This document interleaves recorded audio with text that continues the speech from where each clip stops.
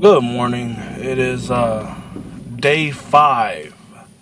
It's August 7th, 2014. Day 5.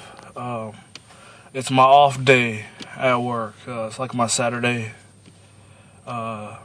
So usually, me and my wife, we have the same days off. So I figure, even though that I'm not at work and I work grave shift, to kind of keep up with my regular schedule, so that way I don't have too much of a hard time adjusting to the sleep times, being that I work graveyard. So I decided to choose this time. It's around 6 o'clock in the morning. I'm just getting done with the gym right now. To go to the gym. Pretty much same old, same old. I woke up. My wife made dinner, which is kind of like my breakfast. I'm using it as my breakfast anyways, because like I said, I work graves. So she wanted to make a healthy chicken fajita. Not too bad. She ended up finding some tortillas that were surprisingly only 14 grams of carbs. I know it's like Wellness. The brand said Wellness something tortilla, whatever it is, but it was pretty good. Of course, it's not as thick as your usual tortilla, but it held up pretty good. A lot of chicken. The sauce, the fajita spices or whatever she used, I do not know. She added peppers and everything. And my wife, she's not a big time vegetable eater. But it actually turned out pretty good. But she does have an issue of being a pain in the butt. She believes that I am starving myself or whatnot. She believes that I'm actually counting calories and everything. I'm not even doing that. Because to count calories, you are restricting yourself a lot more than you believe. What I do is I do look at my carb intake and my protein intake, and my fat intake. Those three, I am good. Like I said, I keep my carbs, for the first 3 days. Yesterday being the first, this is the second. For 3 days, I keep them, at 100 or lower, 100 grams or lower carbs, and then, keep my protein kind of high. So I'm doing that the same thing. I'm actually going to go home, make me another chicken fajita. I actually only had one.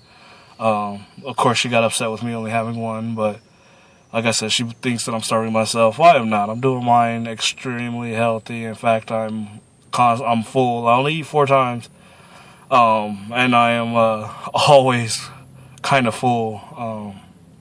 I do like to load up on a lot of vegetables though, and that's what's helped me out.